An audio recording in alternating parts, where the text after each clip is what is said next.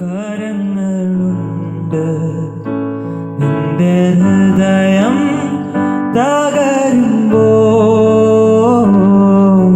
ശാശ്വത പാറയേശു പുതുജീവൻ പകർന്നിടും ശാശ്വത പാറയേശു പുതുജീവൻ പകർന്നിടും. സുഭാഷിതം. അവർ ദുർമാർഗം വിട്ടുതിരിഞ്ഞു എന്ന് ദൈവം അവരുടെ പ്രവൃത്തികളാൽ കണ്ടപ്പോൾ താൻ അവർക്ക് വരുത്തു എന്ന് അരുളി ചെയ്തിരുന്ന അനർത്ഥത്തെക്കുറിച്ച് ദൈവം അനുതപിച്ച് അത് വരുത്തിയതുമില്ല. Then God saw their works, that they turned from their evil way, and God relented from the disaster that he had said he would bring upon them, and he did not do it.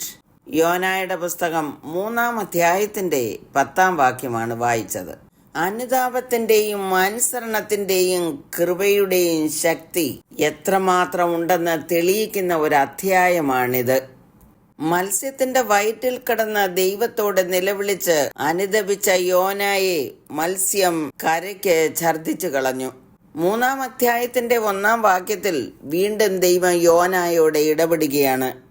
യഹോവയുടെ അരുളപ്പാട് 2-ാം പ്രാവശ്യം യോനയ്ക്ക് ഉണ്ടായത് എന്തെന്നാൽ, നീ പുറപ്പെട്ട് മഹാനഗരമായ നിനവയിലേക്ക് ചെന്ന് ഞാൻ നിന്നോട് അരുളി ചെയ്യുന്ന പ്രസംഗം അതിനോട് പ്രസംഗിക്ക. ദൈവം വീണ്ടും യോനായെ അതേ ദൗത്യം ഏൽപ്പിക്കുന്നു. ദൈവകൃപയുടെ സ്വഭാവത്തെക്കുറിച്ച് നമ്മൾ ആദ്യം പഠിക്കുന്നത് ദൈവം നമുക്ക് മറ്റൊരവസരം നൽകുന്നു എന്നുള്ളതാണ്. പ്രിയമുള്ളവരെ, ആരുടെയെങ്കിലും ഹൃദയത്തിൽ ഞാൻ എൻ്റെ ദൈവം പറഞ്ഞതുപോലെയും ആഗ്രഹിച്ചതുപോലെയും അല്ല ചെയ്തതെന്നുള്ള ചിന്ത ഉണ്ടാകുന്നു എങ്കിൽ ദൈവം നിങ്ങൾക്ക് വീണ്ടും അവസരം തന്നിരിക്കുകയാണ്. അവസരങ്ങൾ നഷ്ടപ്പെടുത്താതെ ദൈവത്തെങ്കിലേക്ക് മടങ്ങി വരിക.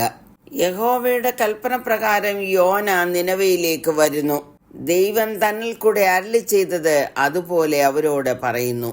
ഇനി 40 ദിവസം കഴിഞ്ഞാൽ നിനവെ ഉന്മൂലമാകും എന്നുള്ളതാണ് അദ്ദേഹം ഉറക്കെ വിളിച്ചു പറഞ്ഞത്. ദൈവത്തിന്റെ അരുളപ്പാട് കേട്ടപ്പോൾ നിനവേക്കാർക്ക് മാനസാന്തരമുണ്ടായി. 5-ാം വാക്യത്തിൽ ഇങ്ങനെ എഴുതിയിരിക്കുന്നു, എന്നാൽ നിനവേക്കാർ ദൈവത്തിൽ വിശ്വസിച്ചു ഒരു ഉപവാസം പരസ്യം ചെയ്ത് വലിയവരും ചെറിയവരും ഒരുപോലെ രട്ടുടുത്ത് ദൈവസന്നിധിയിൽ പ്രാർത്ഥിക്കുവാൻ തുടങ്ങി. വളരെ വ്യത്യസ്തമായ ഒരു ഉപവാസം.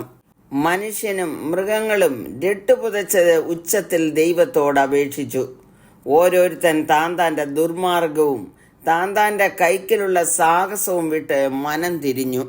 ദൈവം പറഞ്ഞതുപോലെ ദൈവത്തിന്റെ വചനങ്ങൾ അനുസരിച്ചപ്പോൾ അവർക്കുണ്ടായ റിസൾട്ടാണ് നാം വായിച്ച വാക്യം. പ്രിയമുള്ളവരെ, ദൈവത്തിന്റെ വചനങ്ങൾ കേൾക്കുമ്പോൾ നാം നമ്മുടെ ജീവിതത്തെ ക്രമപ്പെടുത്തി ഒരു മാനസാന്തരത്തിലേക്കും അനുതാപത്തിലേക്കും വരുന്നതാണ് ദൈവത്തിന്റെ കോപം നമ്മളിൽ നിന്ന് മാറ്റുവാനുള്ള മാർഗം. ജ്ഞാനിയായ ശലോമോൻ പറയുന്നത്, തന്റെ ലംഘനങ്ങളെ മറയ്ക്കുന്നവന് ശുഭം വരികയില്ല, അവയെ ഏറ്റുപറഞ്ഞ് ഉപേക്ഷിക്കുന്നവനോ കരുണ ലഭിക്കും. പൗലോസ് കൊരിന്ത്യർക്ക് ലേഖനം എഴുതുമ്പോൾ ഇങ്ങനെ പറയുന്നു, ആ ലേഖനം നിങ്ങളെ കുറെ നേരത്തേക്കെങ്കിലും ദുഃഖിപ്പിച്ചു എന്ന് കാണുന്നത് കൊണ്ട് മുമ്പേ അനുതപിച്ചു എങ്കിലും ഇപ്പോൾ ഞാൻ സന്തോഷിക്കുന്നു. നിങ്ങൾ ദുഃഖിച്ചതിനാലല്ല, മാനസാന്തരത്തിനായി ദുഃഖിച്ചതിനാലത്രേ. നിങ്ങൾക്ക് ഞങ്ങളാൽ ഒന്നിലും ഛേദം വരാതെ വണ്ണം ദൈവഹിതപ്രകാരമല്ലോ നിങ്ങൾ ദുഃഖിച്ചത്. ദൈവഹിതപ്രകാരമുള്ള ദുഃഖം അനുതാപം വരാത്ത മാനസാന്തരത്തെ രക്ഷയ്ക്കായി ഉളവാക്കുന്നു. ലോകത്തിന്റെ ദുഃഖമോ മരണത്തെ ഉളവാക്കുന്നു. യോഹന്നാൻ പറയുന്നു, നമ്മുടെ പാപങ്ങളെ ഏറ്റുപറയുന്നു എങ്കിൽ അവൻ നമ്മോട് പാപങ്ങളെ ക്ഷമിച്ച് സകല അനീതിയും പോക്കി നമ്മെ ശുദ്ധീകരിപ്പാൻ തക്കവണ്ണം വിശ്വസ്തനും നീതിമാനുമാകുന്നു. ആകയാൽ നമ്മെ തന്നെ സമർപ്പിക്കാം, പ്രാർത്ഥിക്കാം. കരുണയുള്ള പിതാവേ, ഞങ്ങളുടെ ജീവിതത്തിൽ വന്നുപോയ സകല തെറ്റുകളും കുറ്റങ്ങളും ഞങ്ങൾ ഏറ്റുപറഞ്ഞ് ഞങ്ങളുടെ പ്രവൃത്തികളെ ക്രമീകരിക്കുന്നു. അവിടുത്തെ കൃപയിൽ ഞങ്ങളെ വഹിക്കണമേ എന്ന് യേശുക്രിസ്തുവിന്റെ നാമത്തിൽ അപേക്ഷിക്കുന്നു. കേൾക്കണമേ. ആമേൻ. വലിയതോ